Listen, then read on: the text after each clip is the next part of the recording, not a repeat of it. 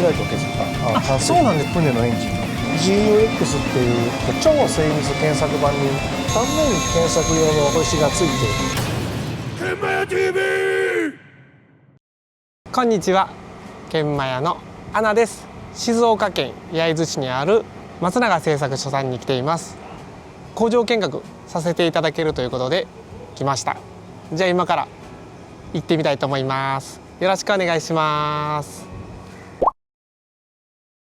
松永製作所の松永さんです。よろしくお願いします。お願いします。今日は工場見学させていただけるということで、はい、お願いします。お願いします。じゃあどうぞ。はい。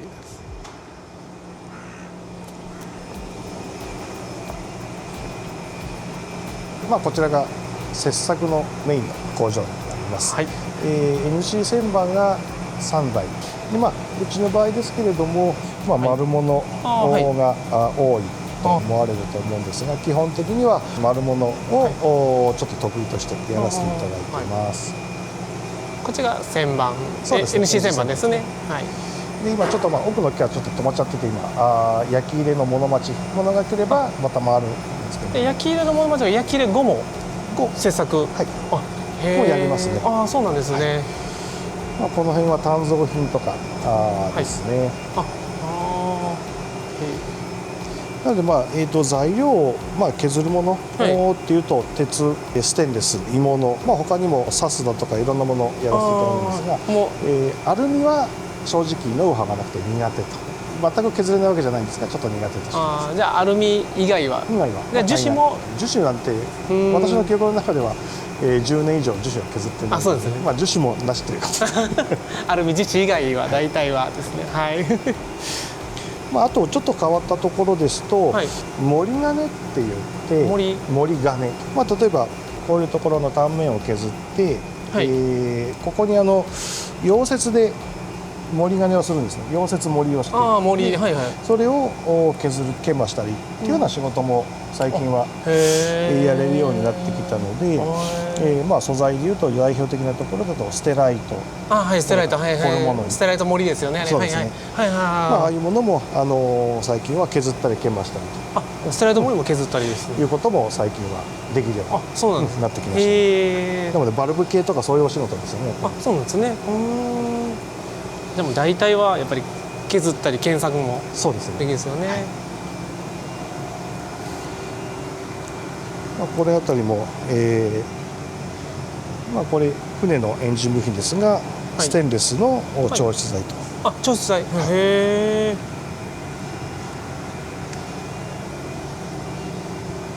大きさでいうとこういう小さいものをね。これがもうステライトを削った完成品。そうなんですね。ステライトした後ですね。そうなんです。すげえ。で切削で。はい。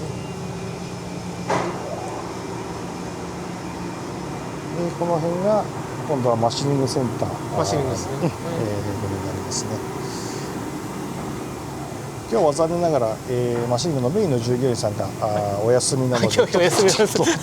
今日お休みですね。はい。マシニング。はい。森正樹さんのマシニングですね。この辺が40番で、こちらの奥の機械とこれが50番の。ちょっとあれはもう修理不可と。修理不可。修理不可ですか？そうなんです。これも基板もかなり古い機械で基板の修理が基板ですか？もうできなくて、残念ながら今ちょっと止まってしまっているということですね。僕マシニングとか全然知らないですけども、40番50番で40番より50番の方が大きくなるってことですか？そうですね。主軸が太いというか、そういうことですね。でかいですね。そういうことですね。これが40番の工具そういうことですになって、これが50番の機械で、そもそももう全然もう太いですね。めちゃくちゃ太いですね。違うと。そう BT。そうですね。BT ですね。BT ですか？はい。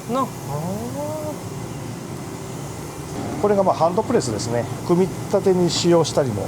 組み立てにしますね。圧入とかの。この辺はうちでやってるものだと結構大物になるんですが、はい、船のエンジンのすごい大きいですね。エンジンの、はい、でこの後、ここにローラーとピンを打ち出せる入れ込んで収めるというような工程になります。そこまでする組み付けっていうか、ローラーとピンもうちでやるんですね。こっちは研磨ですか。こっちが外形研磨になります。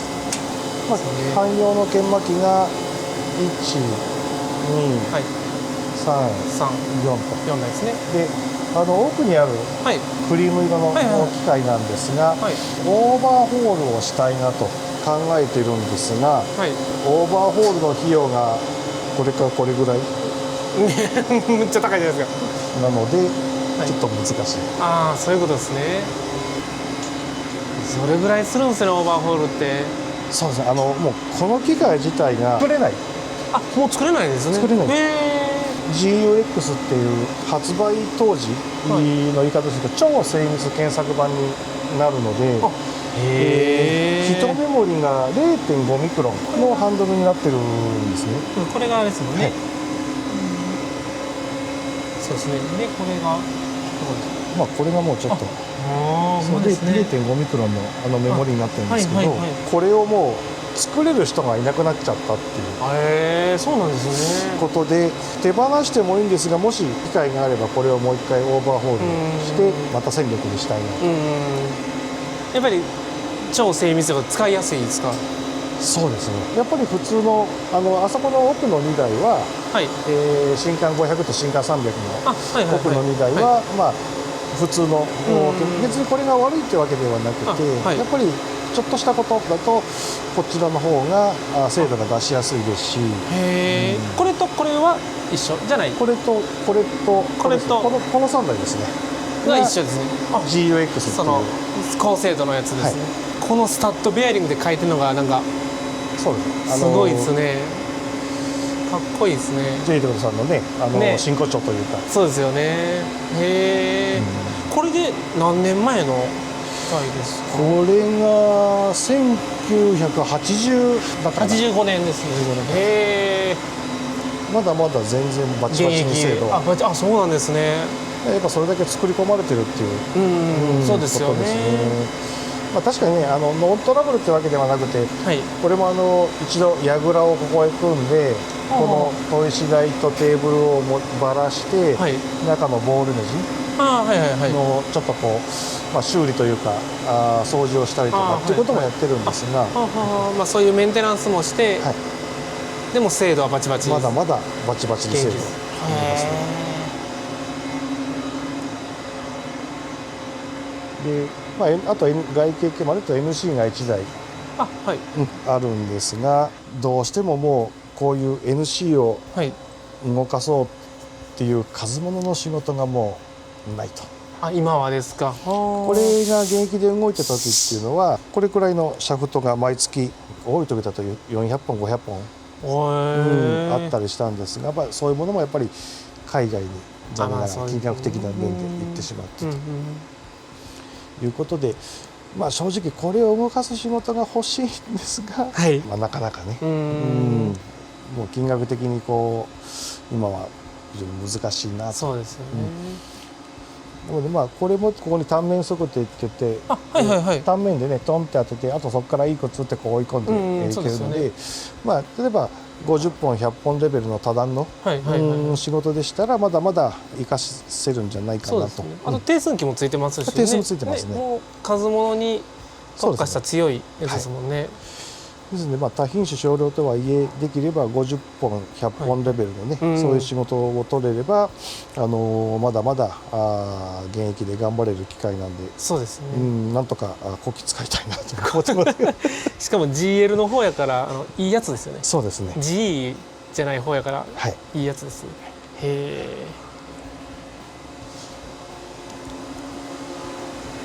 これが平面研磨機。一番オーソドックスなタイプですね。63DX と600の300ですね。300ですね。600×300 のテーブルですね。中古で買った割には非常に精度良くて。これ中古なんですか。これ中古です。めちゃくちゃ綺麗ですよね。正直うち研磨ってずっとやってきましたけど、はい、平均入れたのが7、8年前だったかな、はい、私のわがままというか、はい、とにかく平均欲しいということで、平均入れさせていただいて、これでも全然平面度1000分の4、平行度1000分の3の仕事は全然問題なくできてましたんで、全然バッチリですね。そうですね。ちょっとこの前やっぱりこれも年式がそんなに新しいものじゃないもんで、ちょっと油圧ホースがはぜたりっていうトラブルはありましたけど、今のところ他のトラブルはほぼほぼないということで、まあまあいい機械を引き当てたな。そうですよね。いいとこですね。オーバーヘッドのドレッサーもついてるんで、はい、やっぱこれがあると楽ですね。ね、楽ですよね。オーバーヘッドがなくて、もうテーブルにダイヤモンド置いてもう大変でした。あれも意外と高さん変わっちゃって面倒くさくなっちゃうんですよ。そうなんですよね。これがあると便利ですね。あとこれに決めたもう一つのポイントが、この磁力設定が10段階であるので、やっぱ薄肉で反りが出やすいものっていうと、ちょっと囲いをしつつも磁力下げてとか、そうですよね。そういうことができる。これうちの研磨の方からのたっての希望で、これがある方がいいと。そうですね。いりますもんね。ということで導入をさせていただいたという感じですね。いいですね。で今度向こうの方に。はい。で社員さんは何人ぐらいいらっしゃる？今うちは8名。8人ですね。あら、高山さんのシールも貼ってあります。ありがとうございます。いえ。こちらが内径研磨と、センターレスの方になります。これセンターレス。そうですね。なかなか持ってる会社は少ないと、そうですよね。あまりね、研磨機の中で非常にマイナーな研磨になるとは思うんですが、大体でも持ってるところっていうと、材料屋さんとか長尺の量産屋さんですよね。でうちの場合の使い方ってそういう量産のような使い方をしてないんですよ。そうなんですね。どっちかっていうとセンターレスの使い方の中でもさらに少数派になりまして、例えばこれ、また薄いですね。STKM の焼き入れ品なんですけれど、パイプ材なんで焼き入れると歪みが大きいんです。そうですよね。で、焼きを入れっぱなしの歪みがだいたいコンマ3からコンマ4ぐらいの歪みがそうですね。でそれをまともに両センターでジグ入れてやろうと思うとかなりのコストかかっちゃうんですけど、これだと粗挽き仕上げで1個5分10分程度でできちゃうので、本当にこのセンターレスである程度粗挽きして丸くしといたのをもう一回仕上げで歪みの取ったものを研磨すれば C エンド全然10ミクロン以下にそんなでも出ちゃうんですよ。やっぱりそうですね。でその後に改めて内径研磨機で穴を仕上げて完成と。逆にじゃあもう新エンド同軸度もそうです、品質がいいってことですもんね。センターレスで仕上げないものであっても、焼きっぱなしのねものをチャッキングするよりもきちっと歪みを取ったものっていうのをチャッキングすれば C エンドがおのずと出やすくなります。そうですよね。精度も全然良くなる。ですよね。なのでそういう使い方をしたりだとか、あとはコストの関係で外径研磨だとコストがくっつかないものっていうのもこれがあるからこそ活かせるなって。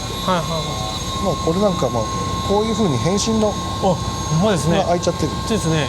でこれ外径研磨機でやろうと思うと結構ジグとか大変になっちゃうんですけど、変身にしてるから無理ですもんね。これあたりは非常に楽にそうですよね。できますね。こういうものですね。すごいですねこれ。これを普通に外径の研磨機やろうと思うと無理ですもんね。意外と大変なんですね。こっち加えてこっちやって、こっち加えてこっちやって。でも逆にこれだと一発でそうですよね。いけちゃうっていう。確かに。でこちらが内径研磨機。こちらも内径ですね。全部で5台5台ですよ。こちらが9インチ。9インチ。着が9インチ。こちらはこっちの2台が7インチの研磨機になります。全部岡本さんのやつですね。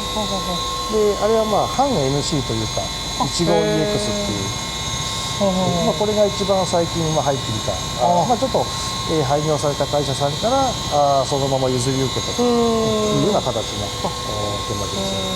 でうちの特徴とすると全部この頭の上に単面検索用の砥石がついておるので便利ですねこれ。なのでもうこのままワークをつけても直接これで断面の研磨ができる。これ便利ですね。でこれ上げてテーブルをスタートさせれば機械精度にはなりますけど、直角度は確実に1000分の5以下は出るんですね。出ますんで、このクイルで単面当てるよりこっちの方が合成あるんで、結構ガンガンいけますよね。あと早いですね。早いですねやっぱりね。そうなんですよ。そうですよね。なのでうちの場合単面当てる仕事も結構あるんで、でここで基準面を作って最後に先ほど見ていただいた平面研磨で反対側やって終わりと。そういうことですね。じゃあもう直角も平行も出るんですね。大体スピンドルの種類が1万から6万までスピンドルがの種類大体1万回転ずつ揃えてると。6万まであるってことは小物もできる。そうですね。うちでやってる最小径が今までの経験値の中での最小径でいうと7倍ぐらいまではできるですね。できますね。一番大きいものだと今170倍ぐらいまで内径はできるですね。対応可能。あれはさっき言った9インチのやつですね。テーパー研磨もねテーブルがひねれるので、ここ外してテーパーをぐーっと向こうの方にひねれるので、テーパーの検索も可能ですね。この辺はあまり。これは何ですか？これエアマイクロです。名前は聞いたことありますけども。エアマイクロメーターです。今ちょっと使ってないのでこれでこう合わせてこれでちょっと今動いてないですけど、これがピューッと上がってくるので寸法この間に入れたよと。ここでマスターここで合わせて測ってみると。でワークを実際に測ってでこの交差レンジに入ってるかどうかってことですね。そうです。これも測定値をね揃えなきゃならないので結構コストはかかるんですけど、量産なんかはまともに測るよりもよっぽど早いです。そうですよね。早いですよね。でかなり正確に出るので。そうなんですよね。メモリがねこんだけあるので1000分の5のレンジもこんだけありますんで。結構メモリも大きくて広くてですね。かなり正確に測れますので。すごいですね。ただ一つのネックはビツリがわからない。いびつ。イギリスに関してはもうどうしても2点のシリンダーゲージで見るしかないかな。その代わり寸法に関しては一番測りやすい効率がいいですね。早いですね。初めて見ましたこれ。あるとやっぱり便利です。便利ですねやっぱり。特に数問が100個とか200個とかなってくるといちいちこう持って測るよりもスポンスポンで。そうですよね。いいですね。あとテーパーなんかも意外と見やすいですね。その先を測って奥測ったら食口と奥でテーパーも見やすい。見れるんですね。それはいいですね。エアの流量でねその辺全然変わってくるので、なので結構如実にこの辺で食口この辺だけど奥行くと小さいなってこの辺に来たりとかっていうのは。じゃあ分かりやすいですねテーパー。分かりやすいです。すごいですね。今これアナログですけど今デジタルのも出てますんで。そうなんですね。結構いい値段しますんでなかなかデジタルになるとやっぱ高いですよね。これも正直私入社当時からあるんでもう30年以上。そういうの現役バリバリで、やっぱ丁寧に使ってるから。測定値は傷むんですけどこの本体って基本エアなんで中のパッキンだけきちっと変えちゃえばそういうことですね。長持ちはしますね。この測定士もセラミックのやつがあるので、セラミックのやつなんかだと、落としたらちょっとあれですけど、大事に使えば減りも少ないんで、いろんなワークもやらせていただいて、この辺なんかも中のテーパーを研磨するんです。テーパーですね。でその後テーパーのジグにはめてこっちからネジを締めて、ここを外形できれいにまた研磨して寸法を出していく。内外でですね。というものになります。ありがとうございます。では松永さん、今日はありがとうございました。ありがとうございました。みたいなところね、10人に満たないような、ところでも皆さん名前を聞けば知るような会社さんのお仕事をちょっとやらせていただいているということもありますし、そういう私どものような仕事がなければ極端なこと言うと船も動かない、車も動かないと、そうですよね。電気も下手したら止まってしまうというようなことになる可能性がゼロではないので、もしご興味があればこういう仕事をやってみたいなと思ってもらえれば非常にありがたいなと思います。あと松永さんとかもね、材料から旋盤フライス熱処理で全加工できるんで、もう一貫して松永さんお願いって言ったら、そうです。図面を投げていただければ大体はできますので。じゃあ今日はありがとうございました。ありがとうございました。